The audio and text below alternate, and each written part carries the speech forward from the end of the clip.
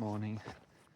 It's the 7th of June, and today is the day I have to decide whether I walk straight into Monarch Pass or I'll stay the night just outside of Monarch Pass and then walk in the next morning. The latter was my original plan, but then future me was again bargaining so hard. Since I did 27 yesterday and 27 the day before yesterday and 25 yesterday, I'm actually only at 24 and a half miles out of Monarch Pass, and that is within the reach of doing it in a day.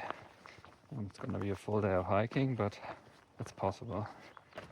The other advantage, or the other reason, is that the hostel where I'm staying at on Monarch Pass, it's one of the very few in Colorado that's actually affordable. So staying another night, it doesn't matter that much. It's not like all the other towns where it's on average $200 or something. As always, the draw of a bed and proper food is really strong. But I think I'll just make it dependent on how the day goes, how the trail is, how I feel, and then make that call in the afternoon. Both options are really, I can just make that decision last minute. The trail today does a bit of an eastern loop.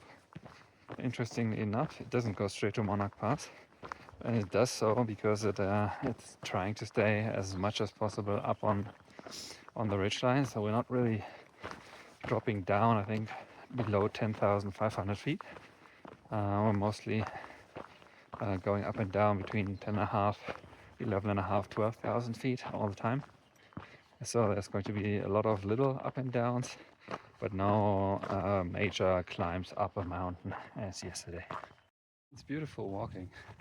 The trail is in much better quality than for the past couple of previous miles. I'm not sure if it's still part of this dirt bike thing, but in the last couple of miles it was just all loose rocks and gravel, and it was really nasty to walk on. You constantly had to watch every single step you took. This kind of trail is a lot harder to walk on than this kind of trail, for example. And now we're back to pine needle forest floor. Pretty flat, pretty level, much easier to walk. And it's also up here, 10,500 feet. Beautiful morning climate. The trail this morning is very enjoyable. The summit trail, which goes up over the ridge line here that we're currently sharing with the CDT,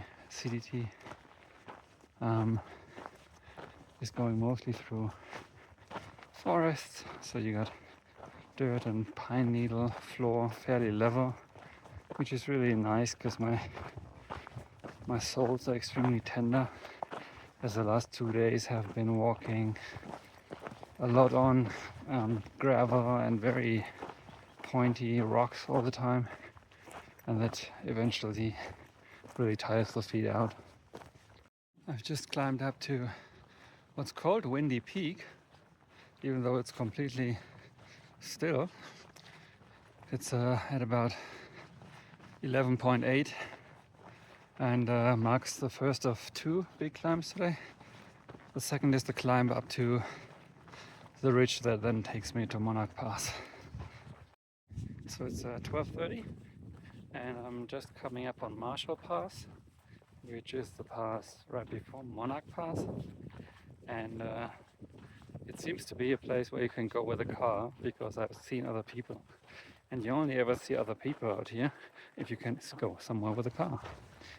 So I'm gonna have a lunch break now and then think long and hard whether I'm doing those 10 miles in the afternoon or I don't.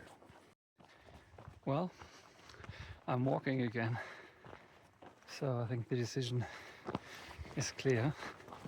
I'm continuing, trying to make it to Monarch Pass by the evening.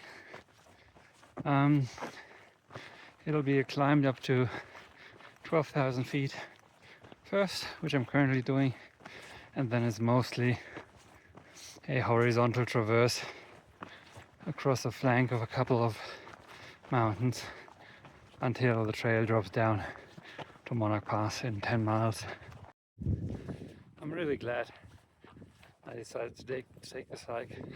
I mean, I would have taken it anyway, either today or tomorrow, but this section is absolutely magnificent. It's just slightly above tree line, so you have gorgeous views all around. I am half a mile away from Monarch Pass, and it's a relief. This whole section felt like a challenge of my own making. I don't know how I ended up doing it in 4 rather than in 5 days, or even why. I'm just happy that it's over.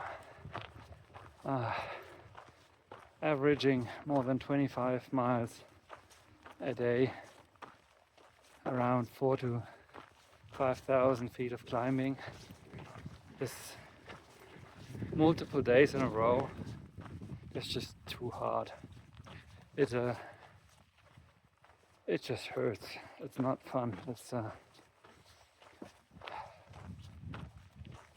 yeah, I'm really looking forward to my 0, and I'm definitely gonna step down a gear for the next section because this is unsustainable. Regardless, the payoff will be that I'll sleep in a bed tonight, and if all goes well, I even get some real food. My trail name is Hornet. I am from New Hampshire, and I'm 28. Well, I'm glad you remember.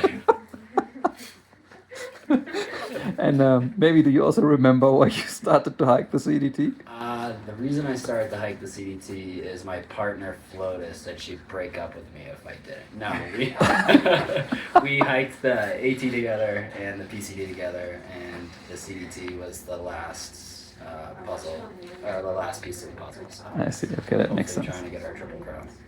The most positive experience was probably after my most negative, which was the Southern San Juans, which was surviving and getting to finally get to some dry trail around the Stony Pass area and really get to see the beauty of Colorado and just realize that all the pain was really worth it. The most negative experience was probably the first 3 days leaving Pagosa Springs. I don't think I've ever bled from my legs more, and never think I was going to climb out of a pole stole. But Zinger did make the comedic value of that section a lot more fun, so Sweet. that helped.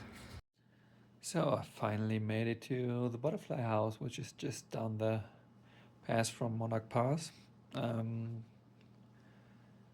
I just randomly ate 2 pizzas because I was so hungry. There's clearly been generations of thru hikers before me, and I'll definitely spend a 0 here tomorrow because I need it. And then it's back for me on Tuesday, back on the trail.